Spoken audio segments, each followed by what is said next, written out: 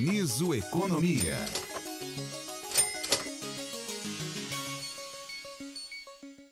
Oi, gente, já estamos de volta, estamos chegando com mais uma edição do nosso Uniso Economia, aqui pela Rádio Uniso, radioniso.com, também nos nossos canais oficiais no YouTube, também no @LabcomUniso, que é o nosso canal oficial lá no Instagram, e @Rádio Uniso. E aí nós estamos também na Rádio Cantate FM em 104,5 para Votorantim e toda a região. Então, um grande abraço aí para todos os ouvintes, para todo o pessoal que está acompanhando a gente também aqui na Rádio Cantate FM em Votorantim. Já faço o convite, viu? Para você mandar a sua pergunta, o seu questionamento aqui para o nosso professor Marcos Canhada, para o professor Renato Vaz Garcia, é o 997243329. 997243329. Você vai mandar a sua mensagem, não esquece de falar o seu nome, o seu bairro e aí a pergunta que você quer que a gente traga aqui para os nossos professores poderem responder. Lembrando que o Uniso Economia é uma produção do Labcom aqui da Uniso, com a coordenação da professora Evenise Batista, hoje na técnica de produção e gravação, a nossa Jéssica Toffoli, também Camille Domingues, nosso João Aoki que tem aquele programa todo especial, né? O Rota Típica está aqui também dando auxílio, fazendo imagens para as nossas redes sociais, muito bacana para que você receba essa informação e receba esse conteúdo com o máximo de qualidade onde você estiver, na sua casa, no seu smartphone, no seu computador, no seu rádio FM também. Enfim, professor Marcos Canhada, mais uma vez com a gente, a cada 15 dias está junto com a gente aqui no nosso Uniso Economia. Tudo bem com o senhor, professor? Bem-vindo mais uma vez. Tudo bem, obrigado aí pela oportunidade, agradeço aí ao Labcom, à universidade, à equipe técnica pelo apoio, pela possibilidade de conversarmos aqui sobre economia no nosso dia a dia. Tá vendo, professor? Hoje nós temos carinhas novas aqui. Para quem não está acompanhando a gente com imagens ainda, isso é bom. Nós temos carinhas novas. Temos aqui a Camille Domingues, nossa estagiária. Bem-vinda. Também nosso João Aoki, do Rota Típica também. Você que está na Cantate FM também já começa a receber aí os conteúdos do nosso Rota Típica. É um programa muito, mas muito legal. Professor, falar um pouquinho de economia. Vamos lá. E aí, notícia que saiu nesta sexta-feira, dia 23 de maio. Alta do IOF. Haddad diz que não tem problema em corrigir rota, mas não descarta mexer no contingenciamento. Queria que o senhor explicasse um pouquinho, porque a gente bate o olho nos portais de notícia e quem está em casa, de repente não consegue entender o que é essa alta do IOF. Eu não faço negociação em dólar, não compro dólar, não invisto na bolsa, então isso não vai afetar a minha vida. Afeta. Afeta. De forma indireta, afeta. Então, veja, o governo tem buscado arrecadação, gastos, tributação. O governo tributa para gastar. Tem gastado, não pode gerar déficit, tem tentado encontrar em alguns mecanismos, e a bola da vez é o IOF, Imposto sobre Operações Financeiras. Então, esse imposto, ele incide sobre as atividades financeiras. Então, você vai contratar um seguro, tem IOF. Não está sendo mexido neste aspecto agora, né? Mas tem já o IOF embutido. Você vai fazer uma transação de investimento no Tesouro Direto. Quero investir para ganhar um pouco mais, tem incidência de IOF. Então nós temos empréstimo. Quando você usa lá o famoso, antigamente a gente chamava de cheque especial, né? Você usa o dinheiro do banco. Esse IOF. Às vezes o banco fala, ó, 7 dias sem juros. Ok, não tem juros, mas tem IOF. Então, é uma tributação que incide no nosso dia a dia, ela está presente. Você vai contratar um empréstimo para o seu financiamento de veículo, IOF. Então, é um elemento presente no nosso dia a dia, é uma forma muito intensa de arrecadação do governo. Não serve só como arrecadação, serve também como monitoramento. O governo usa muito o IOF para entender como é que está a intensidade de empréstimos, de investimento, para eventualmente gestacionar isso, controlar essa intensidade. Então, afeta no nosso dia a dia. Nesse momento, o governo, buscando aí uma arrecadação maior ainda para 2025 e para 2026, decidiu elevar o IOF em alguns elementos específicos. Então, vai afetar nesse momento as empresas, principalmente, na contratação de empréstimos. Puxa, mas eu não tenho empresa, mas isso acaba, de uma forma geral, no cenário econômico, refletindo, né? Porque nós queremos que as empresas invistam para gerar oportunidades de empregabilidade. Então, quando eu coloco uma nova barreira, vai ficar mais caro. Já está caro porque nós estamos com juros nas alturas. Então, já está dificultando o processo para as empresas. Aí a gente coloca mais um fator. Vamos aumentar o IOF para a captação de recursos. Olha como que é uma...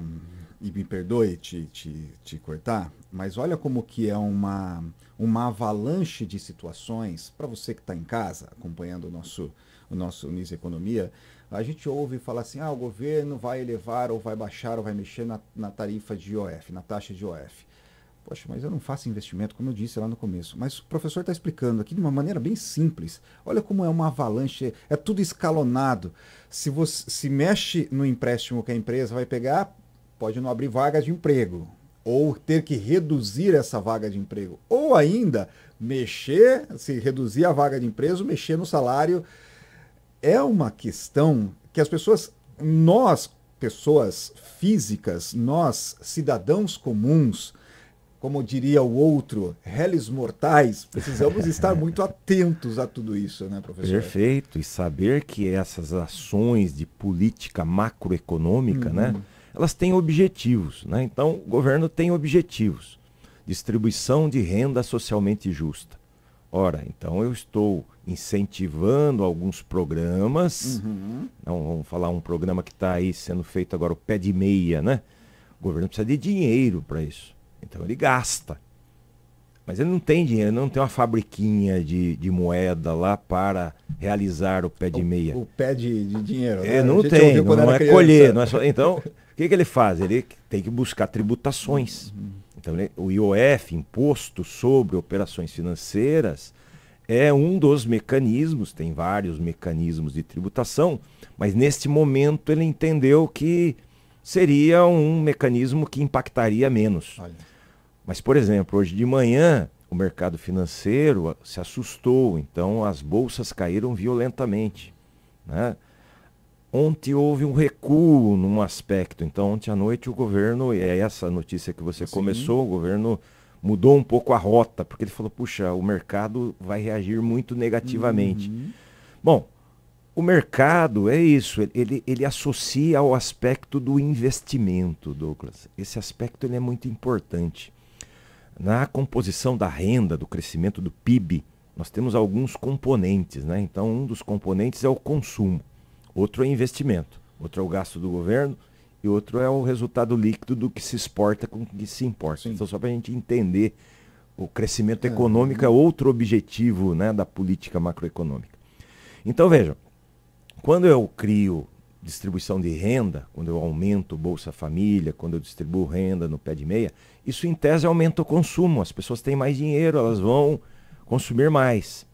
Então, aparentemente, isso é bom para criar um crescimento econômico, que é um outro objetivo. Eu tenho distribuição de renda, mas eu tenho crescimento econômico, né? Só que o I, que é o investimento das empresas, ele sofre muito ao longo do tempo, porque o investidor, ele age por motivações próprias, ele tem interesses, né? O empresário, ele busca, isso não dá para mudar, maximizar seus lucros. E o que é justo, né? Esse está na teoria, é a teoria econômica. Lá no mundo inteiro, o empresário ele quer maximizar. Eu quero maximizar, o senhor quer maximizar, a Camille, a Jéssica, enfim, quem está em casa, está todo mundo querendo ganhar um pouquinho mais, sim, ter um pouquinho mais de grana no bolso. Exatamente. O governo, ele tem funções e tem gerência sobre isso. Então ele pode falar, puxa, estão maximizando demais. Cabe aqui um aumento de IOF. Só que precisa ver como é que reage, né? Você achou que cabia, mas eu acho que não cabe. Então, eu não vou investir. Eu ia investir, mas isso vai me impactar. Os juros já estão altos, agora tem o IOF, então eu vou deixar. Eu ia comprar aquela máquina ali, que eu ia fazer um investimento aqui para melhorar a produtividade. Estava pensando em contratar mais algumas pessoas, mas eu não vou mais. E não adianta você forçar ele a fazer. porque ele age baseado nas contas que ele faz. Então, esse é o impacto nesse momento, entendeu? Então, o cidadão lá não está tendo nesse momento um aumento no IOF para aspectos que envolvem ele diretamente, mas está havendo naqueles que envolvem indiretamente.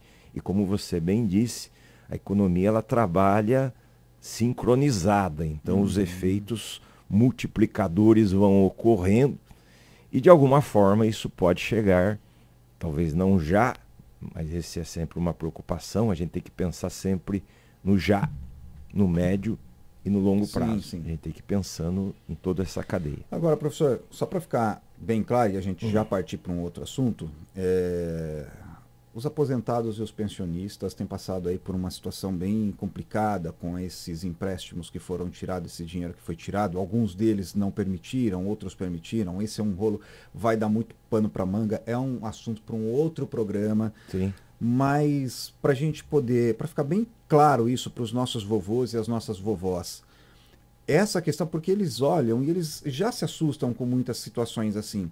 Essa questão do IOF, ela tem incidência direta, por exemplo, na manutenção da minha conta bancária, na manutenção da conta bancária dos nossos aposentados e pensionistas? Vai ter algum tipo de reflexo direto nesse montante que eles recebem ou que a gente mesmo, né? Nós temos a nossa conta bancária, recebe a conta salário, recebe nosso salário, vai lá, faz uma compra aqui, uma compra acolá. Tem incidência nisso? Tem incidência, por exemplo, também na utilização do cartão de crédito? No cartão, sim. Mas nas operações normais, no recebimento da minha aposentadoria, no recebimento do meu salário, não. Imposto sobre operações financeiras. Então, se eu uso cartão de crédito, é uma operação financeira. Tá. Se eu vou resgatar alguma operação, por exemplo, você faz uma operação de investimento. Hoje, Tesouro Direto. Qualquer um pode aplicar a partir de R$30. Então, é uma operação democrática. Aí a pessoa às vezes fala, vou aplicar, porque eu ouvi falar que ela está dando uma remuneração maior do que a caderneta de poupança. Então, eu estava lá na caderneta de poupança e vou migrar aqui para o Tesouro Direto. Vai ter um maior ganho. Porém, nessa operação, se você fizer a aplicação por um prazo e resgatar antes, aí o governo vem forte nessa operação cobrando IOF. Às vezes o sujeito faz uma operação dessa e fala, eu ia aplicar por 30 dias, mas eu não tenho mais os 30 dias. Eu precisei do dinheiro agora. Às vezes todo o rendimento que você teria é corroído pelo IOF. Então, ele incide sobre operações financeiras que você vai buscar. Então, você vai contratar um seguro, vai ter essa incidência. Ou financiar um carro, vai ter essa incidência. Mas não naquelas operações tradicionais. Então, não há essa preocupação no meu depósito de aposentadoria. Agora, se eu vou contratar, sou aposentado e vou contratar algo, aí o IOF bate na porta. E nesse momento ele está sendo aumentado, mas não para essas atividades. Está sendo aumentado especificamente, como eu disse, o principal foco aí está em transações para empresas, micro, pequenas, médias e grandes empresas vão ter uma variação muito significativa quando contratarem. Mais dificuldade para quem gera emprego, para quem gera renda nesse país. O dólar, só para a gente trazer um panorama em relação a tudo isso que o professor está falando, o dólar hoje, nesse momento aqui, a variação que eu tenho é de R$ 5,68. Nós já tivemos um dólar batendo R$ 6,08 no final do ano passado. Agora com R$ 5,68, pelo menos a moeda norte-americana ainda num patamar um pouco estável. Alto ainda, mas um patamar um pouco estável. Agora, professor, para mudar um pouquinho o rumo dessa prosa, e nós falamos um pouco antes, vem aí também os depósitos, a liberação. Aliás, vem aí não, já foi liberado a consulta ao primeiro lote de restituição do imposto de renda à pessoa física. Então, a entrega do imposto de renda vai ainda até o dia 30 de maio, até o final desse mês. Se, salvo engano, dia 30 de maio é sábado, então até às 11h59 da noite do sábado, salvo engano, você pode fazer a entrega do seu imposto de renda.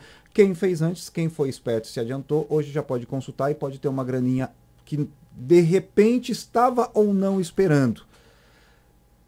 pensar um pouquinho, colocar o pé no chão, porque é um dinheiro que vem, mas contas também vão chegando, né, professor? Perfeito. Ponderação na renda extra, né? Essa pode ser considerada uma renda extra, né? Então você foi pagando, pagou mais do que deveria, o governo agora no ajuste falou, opa, te devolvo aquilo que você pagou a mais. Ótimo. Então eu preciso agora olhar para o meu panorama. O que é que eu tenho? Puxa, eu tenho uma dívida ali que tem juros elevados. Não vale a pena eu tentar abrir uma negociação e reduzir aquela dívida com esse dinheiro extra? Vale a pena, eu acho que essa é uma prioridade, quitar aquilo que eu posso ter de juros elevados. Para depois, né, começar a pensar aí nos gastos, porque às vezes a gente inverte essa ótica, né? Bom, é extra, então, puxa, já vou comprar o meu celular novo, já vou... É aquilo que a gente falou numa conversa anterior, né? A gente precisa se mover pelas nossas necessidades, pelos nossos desejos. Na economia a gente se move por isso. Porém, sempre de uma forma equilibrada, entendendo que eu preciso gestacionar os meus recursos com base naquilo que cada um de nós, e cada um de nós tem uma dor diferente aí nas finanças, que precisa ser corrigida. Então, um momento bom aí para quem está recebendo restituição. Existem outros que vão ter que pagar, né? Provavelmente eu sou deles. Eu também estou nessa lista, então eu estou me preparando. Então tive que me preparar antes. Esse é um grande problema. Eu já sabia por conta de alguns aspectos que eu teria que pagar.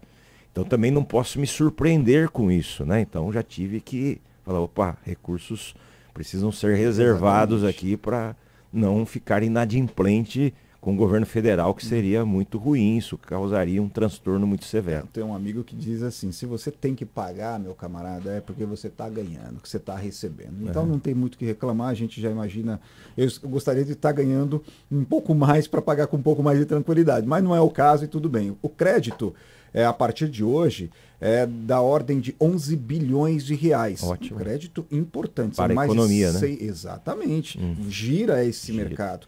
6 milhões e 200 mil pessoas devem receber aí esse primeiro crédito, nesse primeiro lote de restituição. Agora, professor, para a gente finalizar o nosso Uniso Economia nesta sexta-feira, queria que o senhor falasse, como nós temos falado ultimamente, a dica de ouro. Não é o meu caso, mas hipoteticamente estou recebendo hoje R$2.000 de restituição do meu imposto de renda. O senhor disse que a melhor coisa é olhar o meu panorama, pôr os pés no chão, se tiver uma dívida, tentar negociar, pagar menos juros e tudo mais.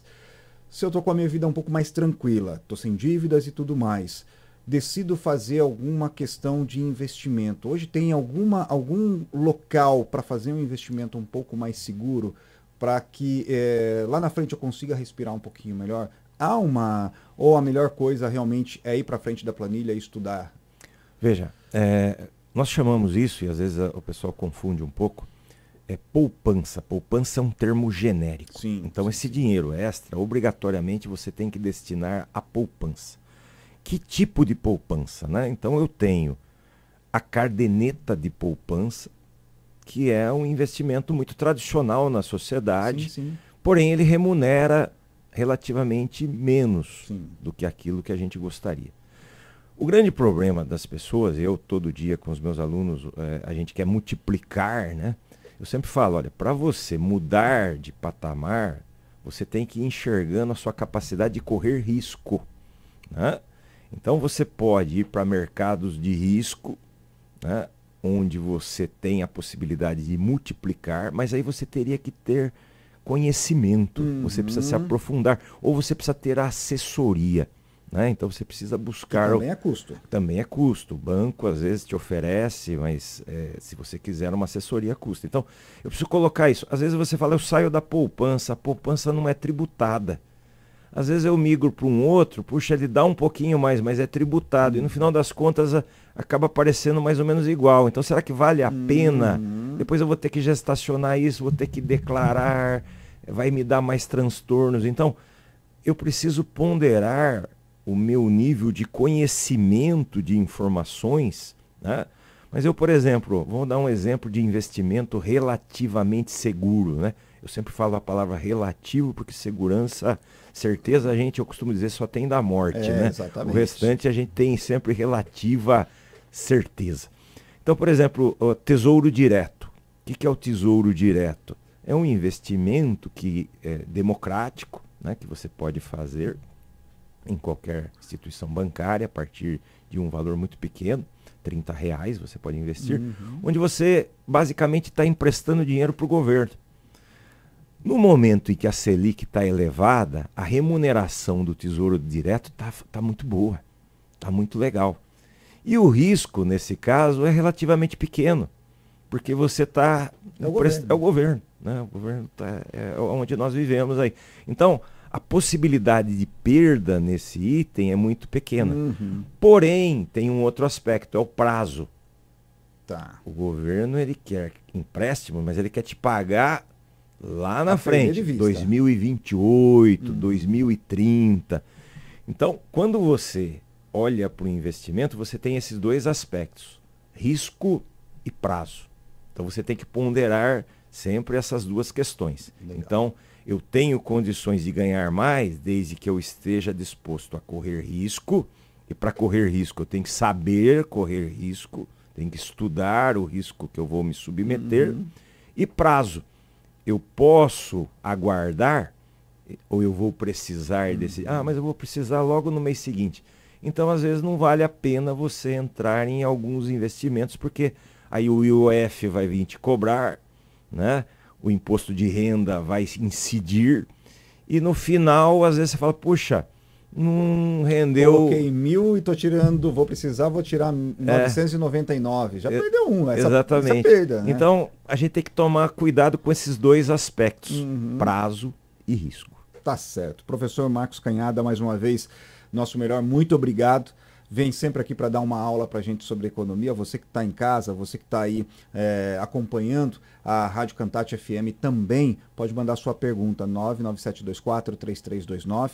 Vai mandar sua pergunta e a gente vai trazer aqui para o professor Marcos Canhada ou para o professor Renato Garcia, que na próxima semana vai estar junto com a gente. Professor, uma semana excelente para o senhor e vamos lá, continuar tentando destrinchar esse mistério que é o mundo da economia. Obrigado mais uma vez. Eu que agradeço, sempre disponível, e vamos caminhar, buscando a felicidade, e o dinheiro é um dos componentes e a gente precisa saber gerir, somando com os outros fatores que trazem felicidade. É um componente que a gente precisa aprender a lidar, e eu fico muito feliz em poder contribuir. Tá certo. Bom, nosso News Economia está ficando por aqui.